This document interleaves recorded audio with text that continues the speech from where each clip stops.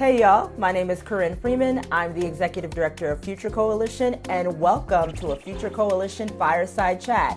Today, we have two phenomenal young LGBTQIA+ advocacy professionals here to talk about the advocacy work that their organizations are doing. We have Benjamin Coy, a communications marketing campaign manager at the National LGBTQ Task Force, an advocacy group dedicated to advancing the rights and freedoms of LGBTQ+ individuals. And we also have Ranen Miao, a co-founder of OutVote, an organization focused on registering and mobilizing LGBTQIA+ voters, partnering with LGBTQIA+ organizations and professionals on voter registration and mobilization efforts, and improving data collection for those communities. Ranen and OutVote are also a fiscal project of Future Incubator, a collaborative program between Future Coalition and March On. Welcome to the discussion today, guys.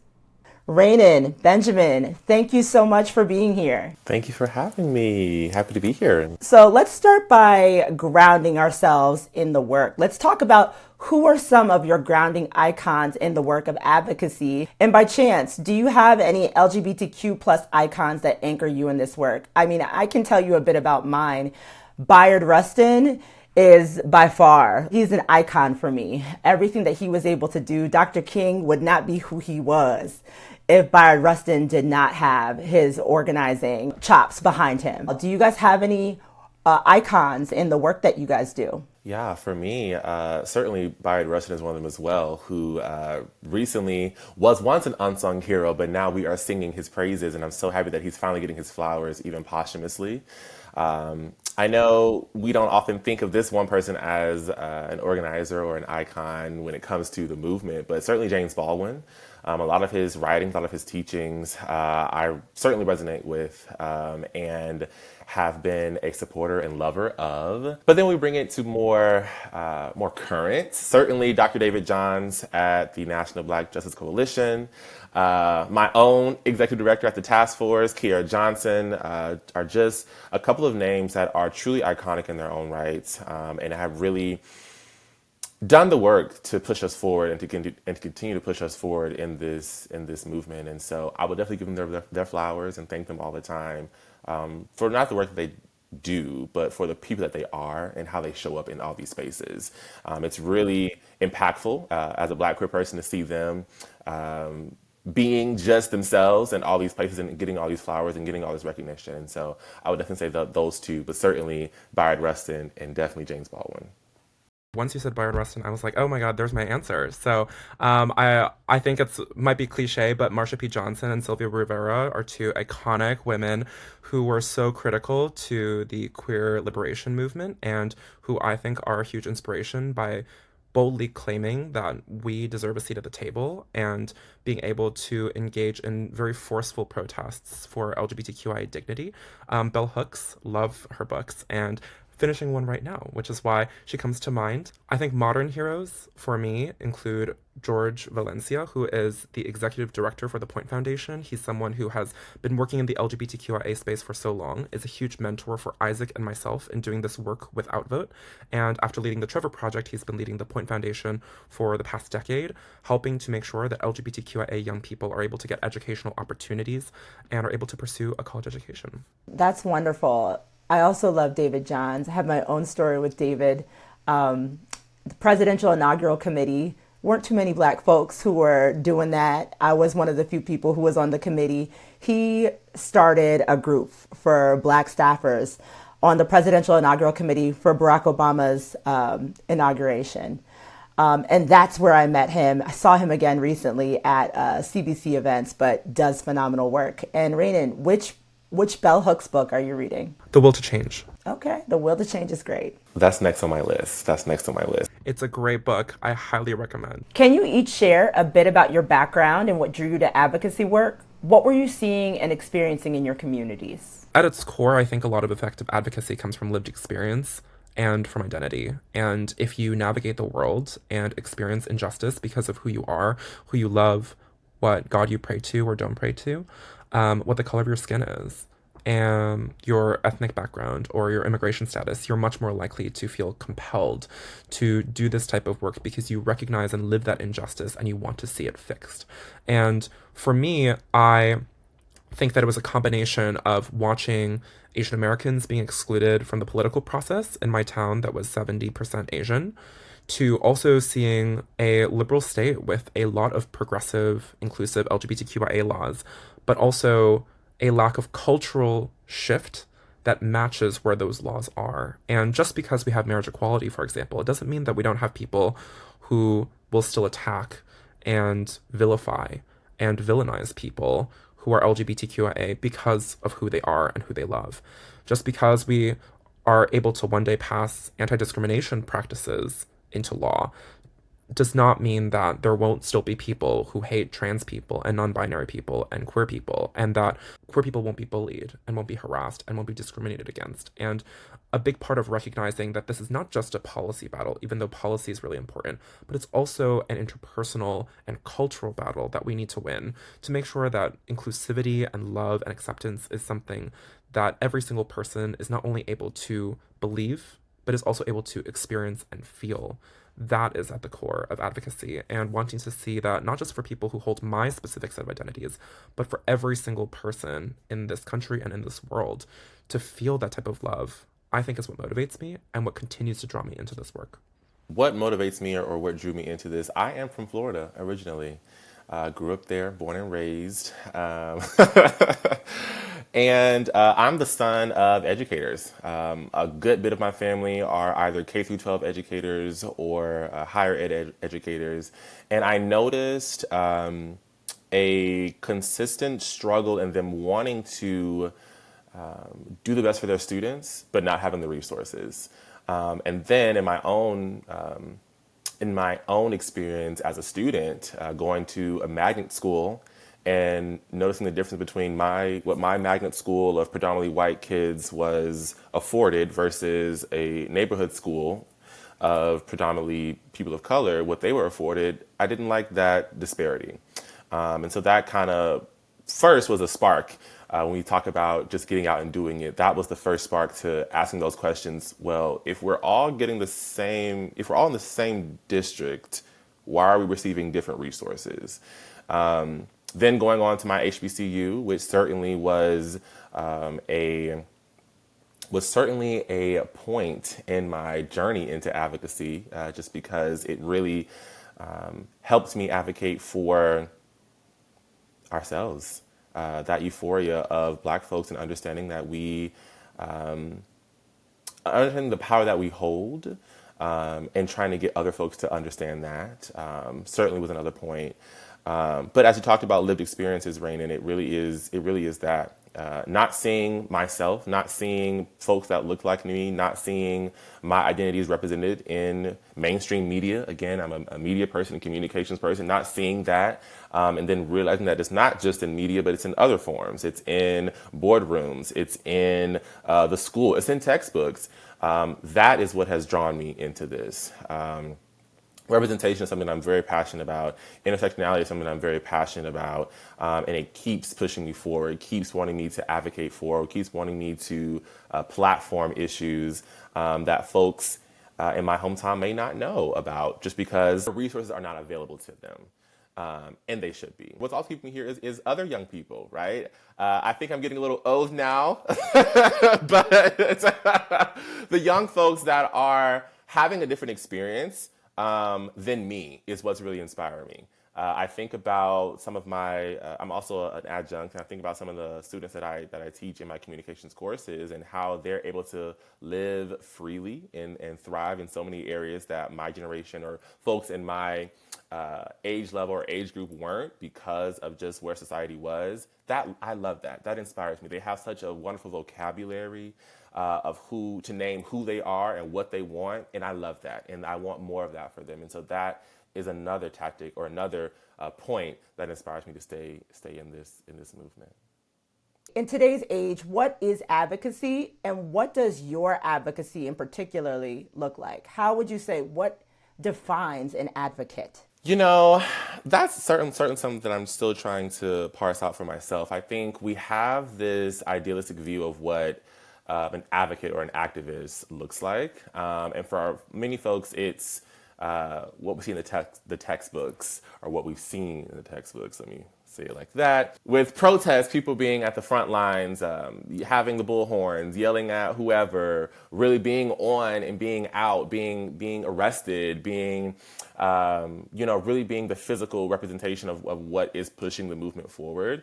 But I think it's so much more than that. All of us everyone has a gift, everyone has a talent. And I've often learned that it really takes all of us to bring all of our talents together to really push the movement forward. And so maybe my talent is not holding the bullhorn and having the protest, being at the physical march. My talent is digital organizing. So I'm sharing on social. I'm platforming content on social. I'm platforming the folks who need to amplify to larger audiences on social as a communications person. So I feel like we all have our own definition of what that is.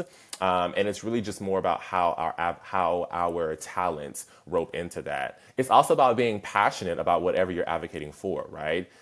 Even if you don't know exactly how to get started, but having the passion and having the know-how or having the understanding of what's making your passion important, what's making your advocacy important, that is also a part of it as well.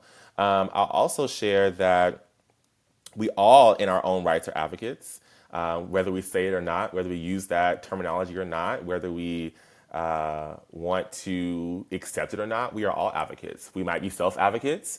We might be advocating for another cause. We might be advocating for another social justice movement or social justice initiative, but we're all advocates in our own way. And so I think it's just really how we define it. Yeah, I love that definition. And I think there are some nuances to this question. Mm-hmm. When you were talking about the activist versus the advocate, Benjamin, I actually think those are two different types of people. That too. Because I think the activist is the person who's more anti-institutionalist, going through the practices of protests, of sit-ins, of being arrested, of civil disobedience, versus an advocate being someone who's able to navigate and work through that system to advance change on issues that they care about. So, for example, we see ourselves as advocates right now trying to turn out LGBTQIA folks to vote, to be civically engaged, to make their voices heard at the table.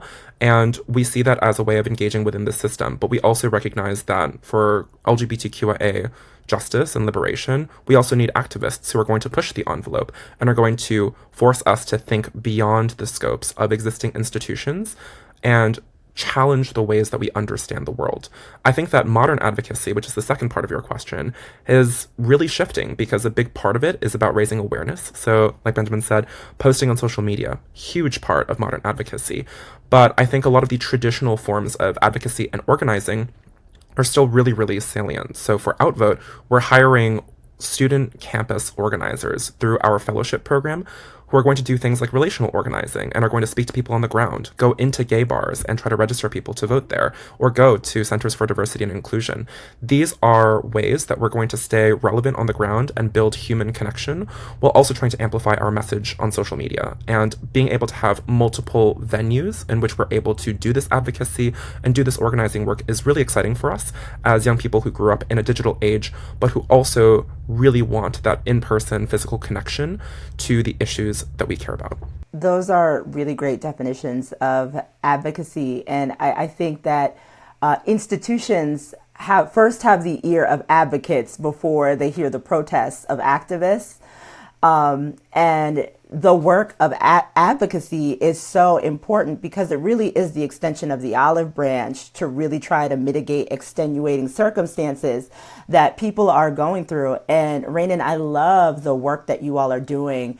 I love the relational organizing tactic. I remember when I was an organizer for the Obama campaign, I went into bars, gay and straight alike, to go in and register voters. And that is where I would get the majority of my VR. I would get the most people registered in those bars. But let's talk a little bit about LGBTQ plus activism. How do you perceive the evolution of activism over the years or the needs of advocacy over the years? Do we think that we have a need to advocate more? Have we made major leaps and strides in advocacy for LGBTQIA equality, voting rights, things of that nature, or do you still see that there's a lot more work to go? Obviously, there have been huge strides, and we're really proud to see that marriage equality was codified into law in 2015. It was amazing to see a push at both the state level and the federal level for anti-discrimination practices, and we absolutely are excited about the Equality Act, and that's an example of legislation on the federal level that wouldn't have been imaginable in 20 years ago. The fact that there are people who have spent their lives and their careers advocating for dignity and justice for our community is why we got here. But I think the next step of this, and there is still so much further for us to go, is to be more intersectional and deliberate about our advocacy. So in Missouri, for example, there's a lot of good research in looking at how anti-trans legislation passes. And right now, we're still at a point where 70% of Americans support marriage equality, but the numbers are the opposite for allowing transgender athletes to compete in the sport of their own gender or allowing transgender people to go into the restrooms that conforms with their gender identity. There is still a big misinformation gap here, and there are a lot of politicians who are opportunistically trying to attack people who are LGBTQIA, especially our transgender siblings. In just 2023 alone, we saw over 530 anti-LGBTQ bills passed and were rather introduced across the United States. 70 of them went into law. And a big part of why this is a really important issue for us to focus on is because transgender people right now are the scapegoats for these politicians who want to find someone and blame them for all the problems in our society. So the way that we are able to build power and make sure that we are able to represent the community collectively is also to recognize the diversity of our community and to make sure that our representation is not unidimensional. Historically, we've had a lot of people advocate for marriage equality, but we aren't seeing the same type of energy around other issues that impact the LGBTQIA community: immigration justice for people who are undocumented, racial justice, and police brutality, as it has so often been seen in repressing LGBTQIA protest. Recognizing that these issues are interconnected and recognizing that everything from sex work to violence and harassment and bullying are fundamentally issues that impact the LGBTQIA community is how we can move forward and make sure that LGBTQIA is not coded for only white people, but is something that impacts people of every single background, whether you are Black or Latino or Asian, undocumented, Native American, making sure that we have representation that shows people that our coalition is not just for one specific group of people who historically have been platformed as white, cis, gay men, and instead representing the fact that our community is very broad and very diverse, and that every single person should be able to see themselves represented in this movement. Say that, Ranen. Say that. Say all of that. Honestly and truly, I have nothing to add because I agree, and I am just echoing all the sentiments, especially around intersectionality. It's so much more than just marriage equality. It's so much more than what folks see as those normal queer issues. But we also deal with police brutality. We also deal with racism. We also deal with housing injustice. We also deal with gun violence. We also deal with all the issues that everyone else deals with. It just has a different lens. But it's all the same in so many respects. And so I agree. It really is just that. So eloquently said, Ranen. I think having the ability to view movements, all movements, through the lens of intersectionality is fundamental for us all to rise, right? And so with you all naming the importance of intersectional issues, what would you say to lukewarm citizens, so people who don't necessarily see themselves in LGBTQIA plus people, about the importance for them to advocate on those issues? It affects all of us, is what I would say. It certainly affects all of us. Whatever issue that they may be thinking of is going to also affect a queer person. We talk about reproductive justice.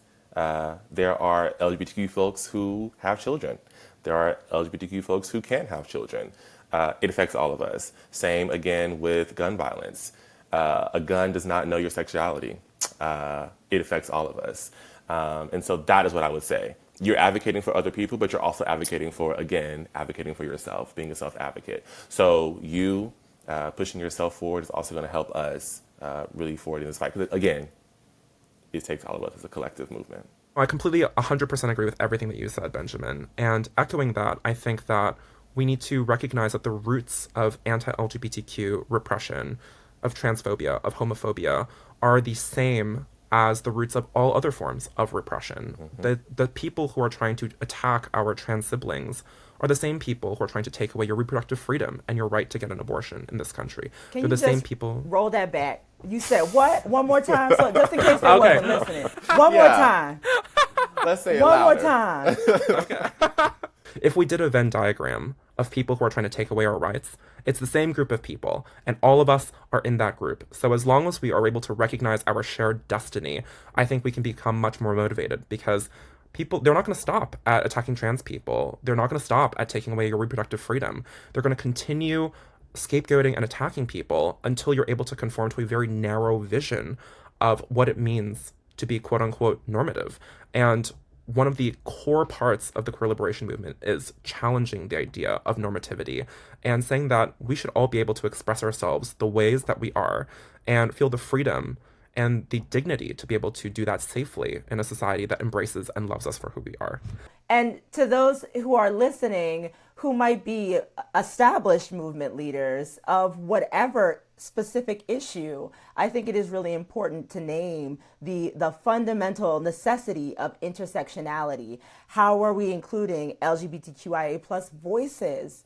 Looking at this from an LGBTQIA plus lens, because I can guarantee you it will add so much richness to the movements that you are, on whatever issues that you are talking about, and will make gains and strides for even more people. So today, nearly 30% of Gen Z identifies as LGBTQIA+. What impact does that have on advocacy efforts? Do we see Gen Z getting more involved? I would argue the answer is yes. I definitely think the answer is yes. Young people are very engaged, and increasingly we're the generation that recognizes we're going to change the problems in society that we view as unacceptable. So I would say that not only is 28% of Gen Z LGBTQIA, but a majority of Gen Z are people of color. We're going to become the most diverse cohort generationally in American history. And a big part of why people are more comfortable coming out as LGBTQIA is because we know more people and we see more representation of ourselves on television and in media and in government. And we recognize that it is okay to embrace your identity as a gay person, a trans person, a bisexual person, because of the fact that our identities are normal and they're valid, and love is love, right? So I would say that young people absolutely see themselves in this political struggle and are getting mobilized. The reason of why our organization exists as OutVote is because we also recognize there are huge barriers for young people to get involved in the ways that they want to. We know that young people have strong political views. We want to give them the avenue to be able to express those views through democracy and through civic engagement and participation. So the fact that young people are energized is the first step. The next step is making sure that we get them out to the polls, we get them out to the protests, we get them out to their civic engagement centers, we get them involved in community organizing, and we create a robust community of people who are able to channel anger and passion and excitement into real, tangible change in their communities. I want to know, like, what are some of the key initiatives or projects that your organization is currently focusing on? And are there any specific successes? Because I think, Ranen, you spoke about the work that you all are doing this electoral cycle. So would love to hear from you, Benjamin, about the task force and the work that you all are doing. Absolutely, absolutely. And before that, I agree that it is an increased in visibility. Gen Z is the first generation that has all of us or most of us on social media. And so we are able to see what's happening 5 million or 5,000 miles away from us. And so, yes, that is helping to increase that activism there. What the task force is doing, similar to Ranen, we have a campaign going on right now called Queer the Vote.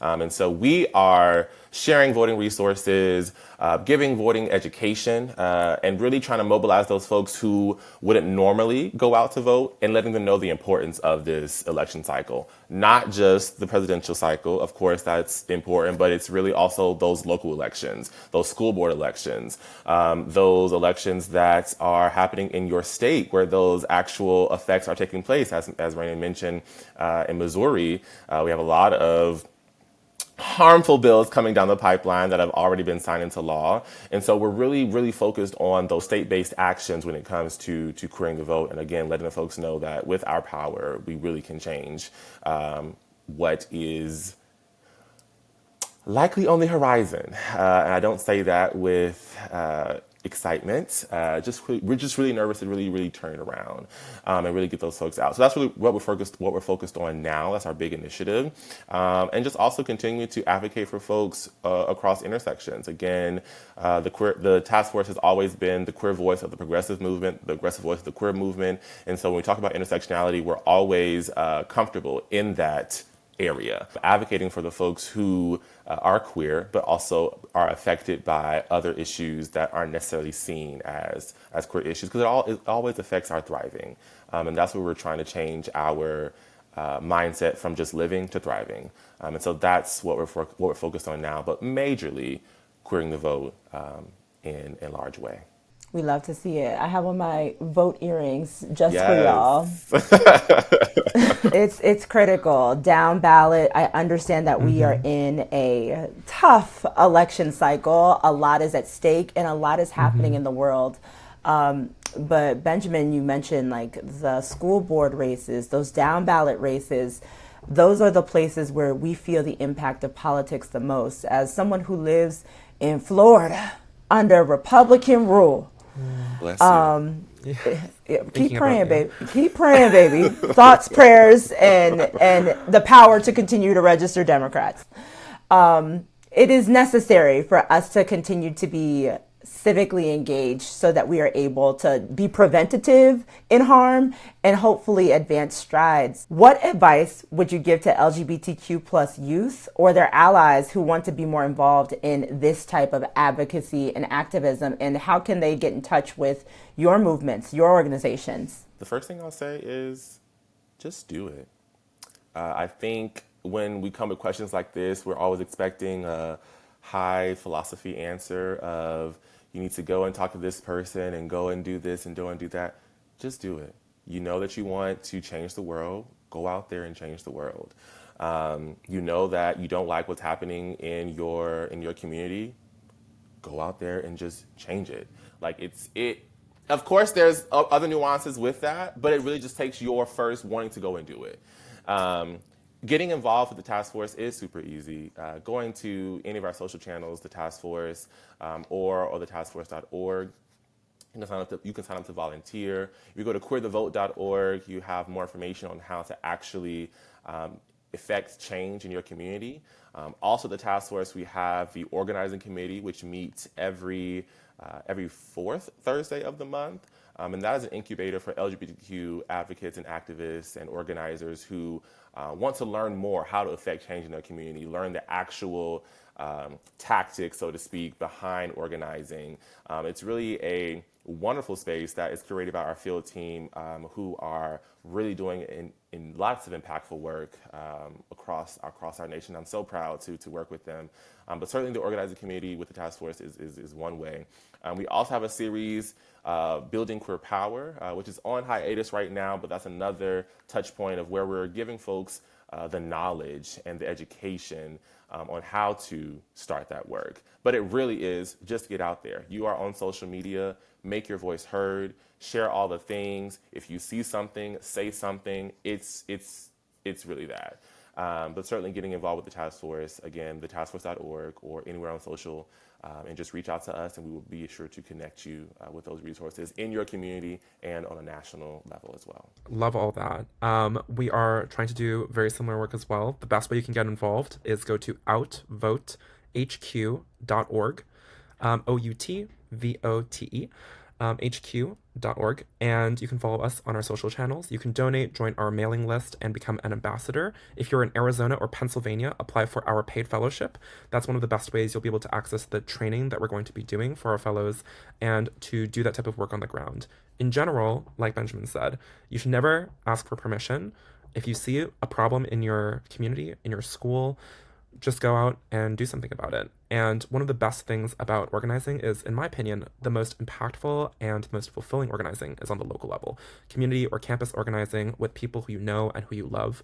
That's the place where you have the highest locus of control, where you are most likely to know the decision makers and are able to see them face to face, where you're most likely to be able to create meaningful change on the direct surroundings around you that bother you. So if you see a policy that you don't like in your school, find a way to organize a campaign to defeat that policy. If you recognize an injustice on your campus, bring together a group of students to go and fight it. If you see a person on your local town board or town council who is advocating for legislation targeting the LGBTQI community, that's someone who you're able to talk with, and you're in a community with people who are able to organize around campaigns and are able to mobilize to fight back against those injustices. So finding local problems that you're able to solve that are within your locus of control is, I think, the most effective way to get your foot through the door. You don't need experience, you don't need background, and you don't need permission to start doing organizing work and to start being an advocate.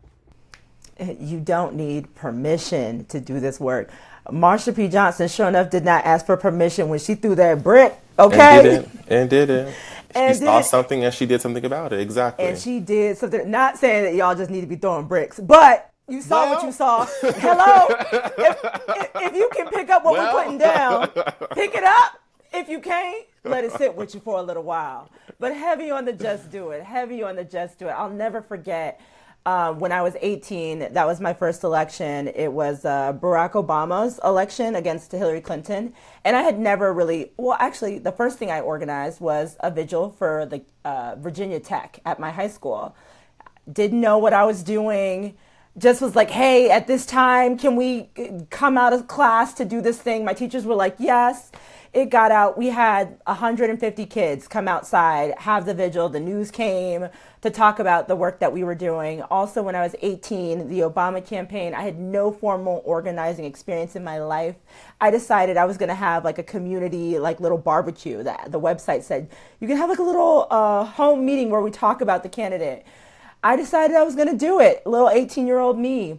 And we got about 50 people from all across, the county to come to my house to talk about the candidate. And it's all just because I had the audacity to try.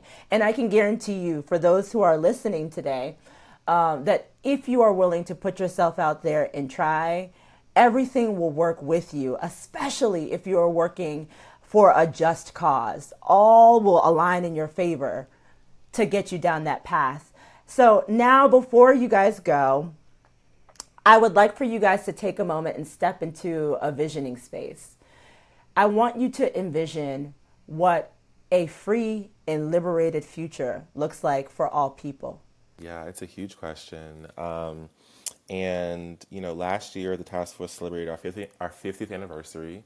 And part of the question we were asking ourselves and a lot of folks that we were in conversation with was, what does the next 50 years look like? And so when thinking about what that future looks like when we are finally liberated, for me, it just looks like, again, moving from a living perspective to a thriving perspective. It looks like young people having what it takes to have a comfortable retirement. It looks like women and pregnant people having bodily autonomy. It looks like the lifespan of Black trans people growing from 35 to 105. It looks like climate change somehow reversing itself, and we're able to have winters and springs and summers and all that. It looks like educators getting the support they need and being able to teach real lessons and not just cherry-picked ones. It looks like a society that respects itself and diverse beliefs. It looks like the inhabitants of a land or country receiving their land back and not being pushed out violently. It looks like we're just loving each other. And I think that is what true liberation is going to be. It looks like the need for these conversations wouldn't even happen anymore. Our organizations, Ranen and I, they would cease to exist because we've met our mission, we've met our vision. That's what the future looks like to me. And it just looks like a euphoria. And I'm excited. I'm optimistic. Ranen has inspired me and so many folks like him. Corryn, of course, you as well, that we are going to get there eventually.